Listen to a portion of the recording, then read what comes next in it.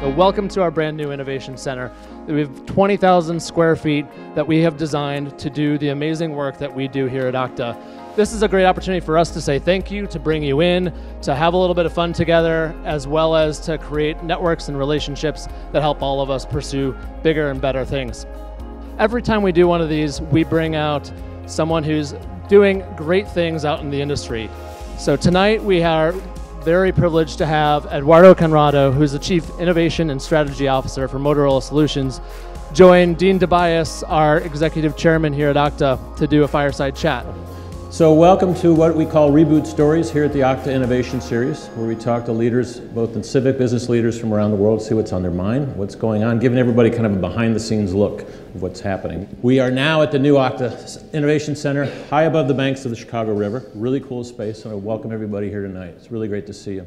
Eduardo, welcome to the program. Thanks for the invite. Thanks for coming. We appreciate it. You're sitting in what's affectionately called the hot seat, so we're going to see how you survive tonight if you don't mind. I mentioned that we've been very busy here. The other thing that's happened since our last event is AKTA has been acquired by Salesforce. So we are now a proud Salesforce company. So I want to thank everybody and for joining us, both from Salesforce as well as the original AKTA employees. It's great to see everybody here tonight, as well as our customers and partners and other things. So this is just awesome. So Eduardo, Motorola, the ups and downs stories of Motorola since, what, 1928 have been pretty well documented. But what I've noticed is not too many people know kind of the behind-the-scenes story about what's been going on at Motorola Solutions and the things that, quite frankly, you and Greg Brown and the executive team have been doing to reboot that company. So that's kind of the topic for tonight. And I've seen you've kind of rebooted things on a variety of levels. For instance, on the cost side, pretty good information. Your Q2 earnings, your earnings were up 84%. 84%, by the way, is a great number, just in case anybody's wondering. And, but now, the new Motorola Solutions is about a $6 billion company, 14,000 employees, serving about 100,000 customers in 100 countries. And the other good news is you spend about $500 million on R&D a year, which is, I wouldn't mind that budget myself, actually. But in addition to that, Silver Lake Partners has just invested over almost $1 billion in your company. So I think that was probably one of their largest public investments they've made ever in the history of their company. So looking more to the future, can we talk about a couple of things just to kick things off and really kind of get into kind of the no-holds-barred kind of discussion? What are you going to do about growth, both organically and non-organically, and specifically around things like partnerships and investments and acquisitions and things like that? We're the worldwide leader in mission-critical communications. We've been in it for 70 years, and 70% of our customers are first responders. So think about police, fire, ambulances, or EMS.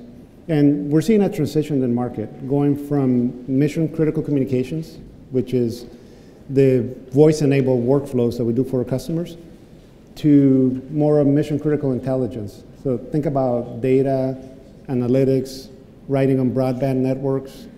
The technology that's sitting in the vehicle in the hands of the first responders become much more complementary to the voice, but rather than the old clunky stuff. Software and application driven. So as you see, kind of our growth, we made a few acquisitions over the last few months. We bought Emergency Call Works, which is a cloud-enabled command center, like 911 center call taking software. We bought Public Engines, which is a predictive analytics for crime. So we can predict about 40% of the crimes that would happen the next day by location and by time, which, if you think about a city, most civic leaders want to attract companies to come to a city. What's the best attraction? Crime reduction and an environment that you can have good business. So we purchased that company. I also had within the CTO Motorola Ventures. So we've made probably 8 investments this year in startups where we invest in them from a strategic point of view, not from a financial point of view. So we look at technology that's unique in terms of trends from our customers. Yep. And then we make the investments in startups and then use that to leverage our own internal innovation to co-create with them. But come on, $1 billion, that's hard to spend by Christmas. What are you going to do with all that money? And you picked up 2 new board members, some pretty sharp guys from Silver Lake. You've got a lot of tech experience. So how are you leveraging all this? All right, so we've been around for 85 years, so hopefully that we look beyond Christmas to spend the money on it. I didn't say what year, but that's a lot of dough. And then I'm very excited about Silver Lake actually coming in on the board. Great group.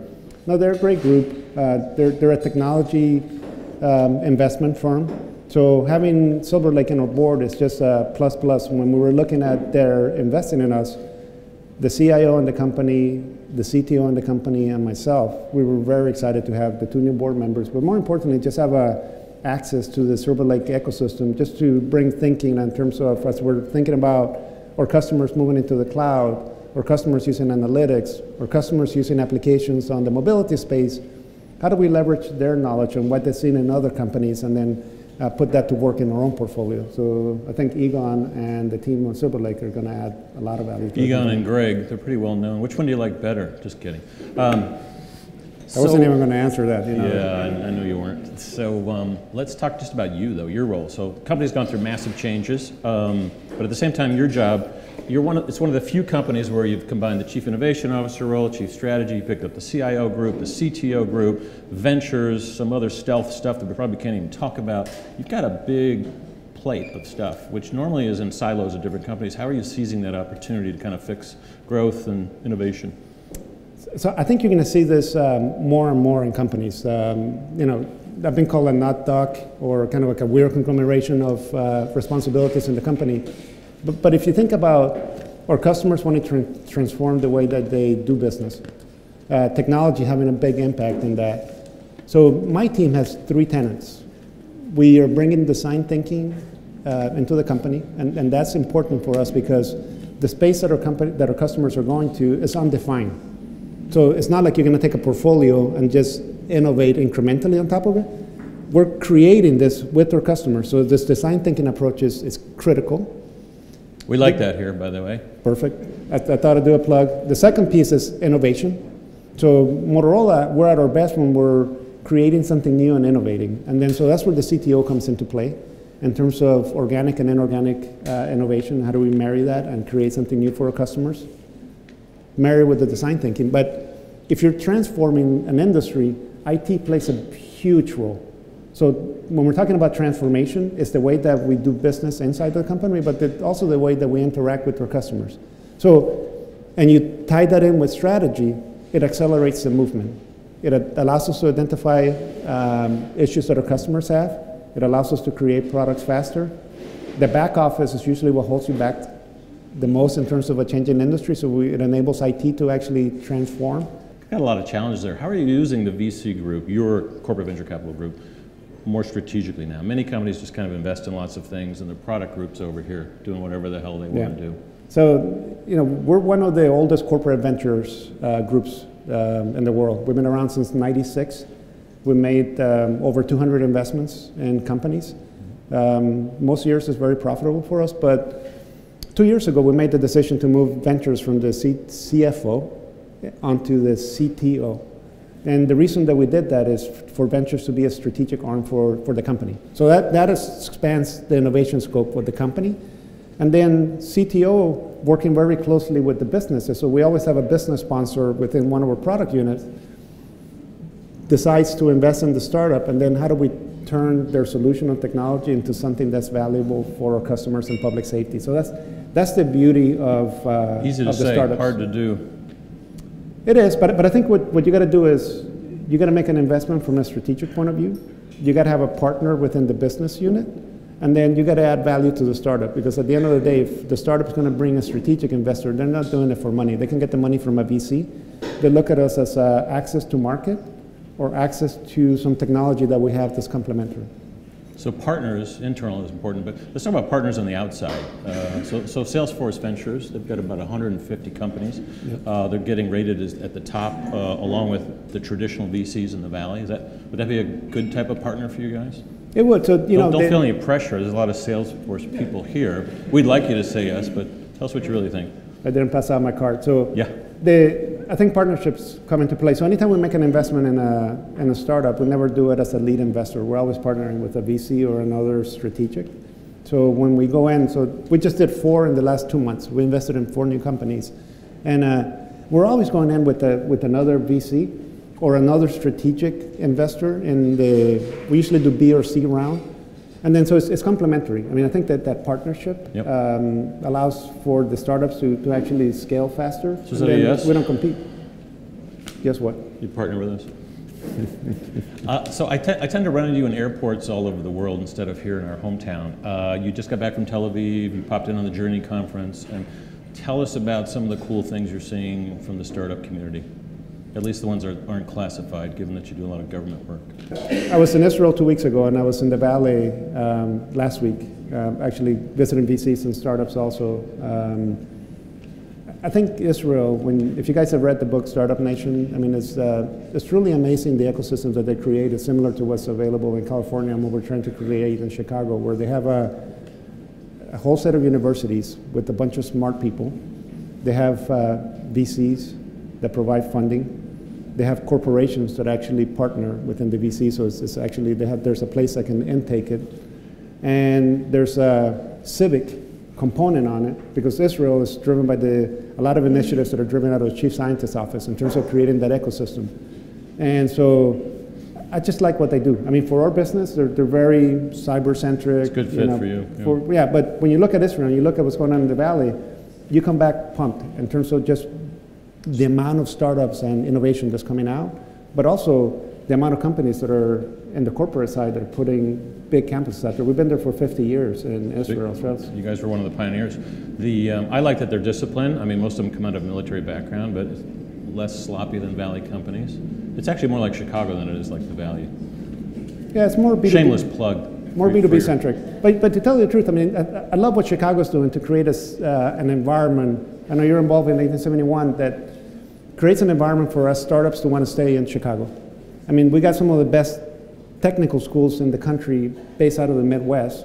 Chicago as a city should be able to attract those kids to come out and work out here. And we got to set up an environment where companies like Motorola have been around for a while, but then also a whole startup ecosystem that creates a technology hub in the city. And we may not be consumer focused. You know, we may lean a little bit more towards B2B or any other of the GovTech area, but Chicago has everything to offer to create that hub. Yeah, I'm on my way to the Slush Conference in Helsinki, and that's really one of they want to know how do you build a proper ecosystem, and one of them is focus. In Chicago, we're okay saying we're very B2B focused, but really it's about creating that ecosystem. Can we switch to services a little bit? You've Sure. been a little quiet on the future of services, which I think could just be, as Trump likes to say, huge for your company. Your valuation's what, about 14, 15 billion in a given day? And so there's about 50 to 100 unicorns out there, internet companies that are valued in the billions, some of them over 14 billion. How do you guys win in the services business, both from a revenue standpoint, but maybe from a valuation standpoint too? Yeah, I mean, I think a third of our revenue is services in the company already. More than I thought. So, you know, in terms of not just deploying network, but managing networks for our customers, and I think more and more that's going to increase because of the complexity of what we're doing. The government doesn't have the manpower to manage that complexity. So I think you're going to see services grow. As I talked about mission critical intelligence, complementing the voice, many of the products that we're going to be putting out are, you know, cloud enabled, they're reoccurring revenue. So I think over time you're going to see the profile change of Motorola. Yeah, and it all sounds like nice words up here, but the stuff you build is not just commercial grade, it's military grade. I mean, it's not like, hey, I hit the app and my pizza's late. It's like someone could die if your thing doesn't work. Tell us about the difference with that. I mean, having been in consumer product companies and in B2B companies, you've got some serious back-end things going on. So you got to, you talk about the consumerization of the enterprise, right? And there's a fine line. I think it does carry over, because whatever we use in our personal lives, you expect it at work and even in government. But what happens is, so if you look at your smartphones, right, you're used to texting under the table, or you got to hold it and kind of, now that they're getting bigger. I'm doing that right now behind this piece of I noticed that. It's like, and then when does the bar bring me a drink? Never mind. We can cut that out. Red wine for Dean here. So anyway, when you look at it, you're used to kind of using both hands and using applications that you got to look at it. So our customers is ISAP hands-free. In most cases, your police, your fire, you're tending to something, right? And there's a concept that our design team came up with years ago called high velocity human factors, which means that we designed the product not for when you're sitting in a meeting just relaxing. Ignoring people. Yep. Exactly, but we designed it actually for the moments of terror. So when you get called on a 911 call and the firefighter is running into a burning building or the police officer has to do a traffic stop, those are moments of terror because you don't know what's going to happen, right? So have you ever been scared? So what happens when you get scared? Heart rate goes up. Your ability to process information narrows down.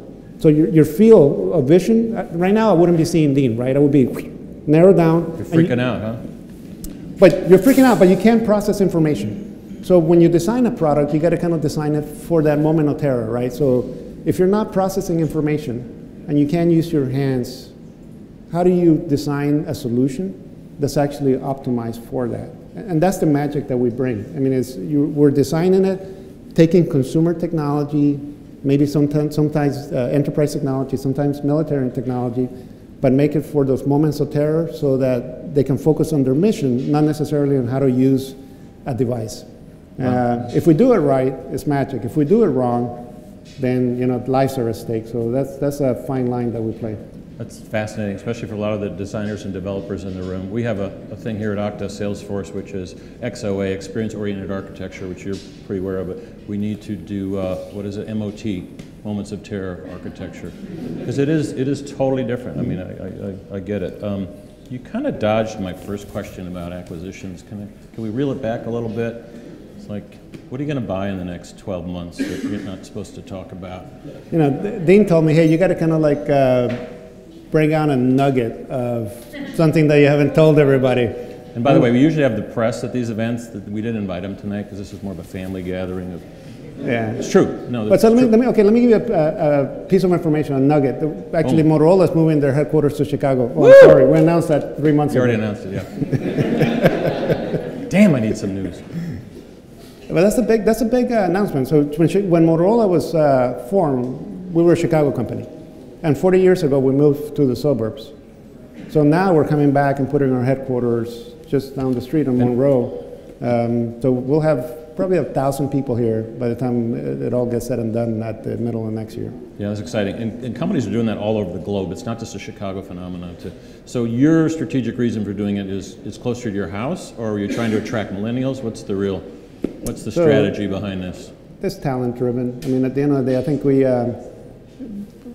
if you look at the stage in life that all of us go through, at some point, somebody's going to want to live out in the suburbs because of the school, the kids, and what have you. And we have that up in Schaumburg. But as you come out of school, nobody wants to go ahead and take that hike up to Schaumburg on the train. Let's put it to a poll. How many people would like to work in Schaumburg? Raise your hands. Wow. Come on, Motorola guys. How many of you would prefer to work downtown? Seriously, raise your hands. It's not even, it's the old guys too. Yeah, but if you think about the talent, that's the reason that we moved it. And then, so when we're going to have 6 floors out in Monroe, and we got a couple of floors in Michigan Avenue. And then so in there, we're going to have 2 floors that we're going to have IT and the CTO, but there's going to be 1 floor that's just pretty much all innovation. Our design team is going to be there, or front-end software developers are going to be there, or data science team is going to be there, all co-located. The energy that we're going to have in the downtown office in terms of not just innovation on the products that we're going to put out, but a lot of the functional areas of Motorola are going to be based out of there. So innovating on IT or in legal or in marketing. Chicago has just a different vibe. I mean, you walk around the city, again, it's the ecosystem. You come out here, you meet a whole great set of people, and then you exchange ideas. All the other companies that are based out of Chicago kind of provide that insight. I mean, I don't think you can stay insular in the office and imagine that innovation is going to pop out at that point. I think you got to have the ability to exchange ideas with other companies, and that's what Chicago offers, just having the ability to walk down the street. So before we go to the audience, get your questions ready. Make sure they're good, please. Kidding. Let's just talk, since we're here at AKTA, now a Salesforce company, you're moving into services and SaaS and doing all types of cool things, but you have basically been drinking the Kool-Aid of design-based thinking around not just experience for your customers, but also for business model stuff. Yeah. So what have you learned in the last year or so that's probably the top 3 things the companies here should be thinking about? You've got a mixture of big and small here tonight. So, you know, a lot of companies already have designers in the company. So we've had them in Motorola for a long time, but it started as human factors design, and then it moved up to UI, UX, and then kind of expanded into IT, into the processes of it. The hardest challenge, and most of the AKTA guys are going to kind of roll their eyes on this one, but if you think about traditional companies, when you say design, it usually goes to the shiny object and what's behind the glass, not necessarily designing workflow or reimagining the way that something operates. And that is actually almost an education that you have to do in the company. When you say design thinking and the value that that can have in terms of innovation, it has to permeate everything that you do. And that does take education on traditional companies to be able to expand into the broader population of employees. And how have you moved from like designing these physical, I'll just say it, clunky products that might be in a squad car to more digital stuff? Are those two different, at least processes in your company? I know they're two different types of people, or is it coming together? You should know better than that. Is it a cultural issue? You should know better than that. I mean, I think There we go. When you think about... Trying to get something going here. When you think about design, it's a continuum, right?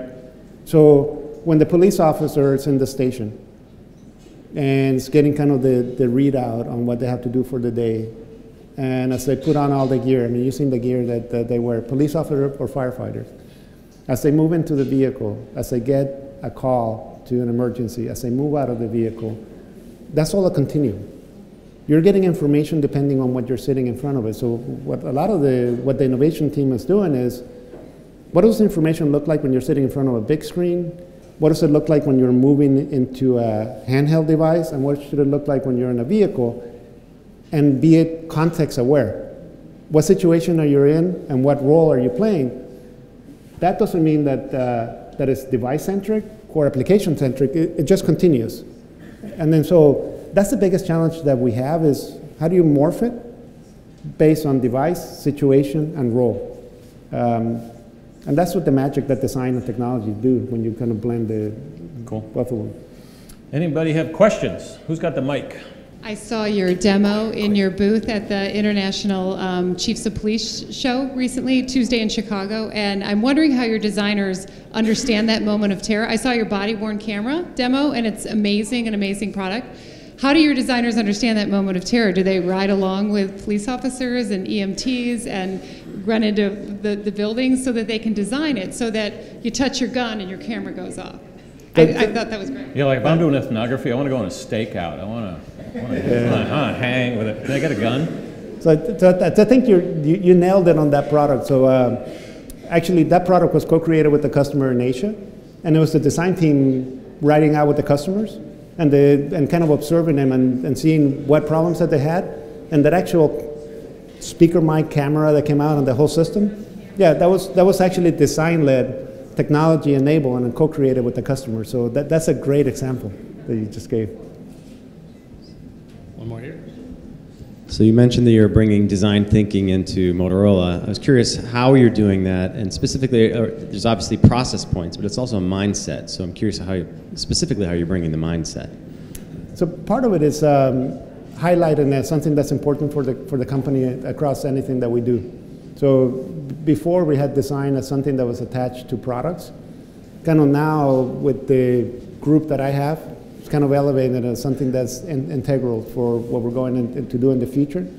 And it's moving it beyond CTO and product creation into other areas, so moving into IT, from IT into process redesign. So I think we're trying to hit the things that are going to have the highest value and then kind of work our way down. You know, when you look at other companies that are trying to accomplish this, like IBM, they're just massive in scale in terms of the number of designers that we have. So we pick our battles where we can show the value. Eduardo, we really want to thank you for giving us some insights of what's going on. And everybody, the bar's open. Eduardo's here for Q&A. Thanks for coming. Enjoyed it. Appreciate it. Thank you. Good job. Thank you.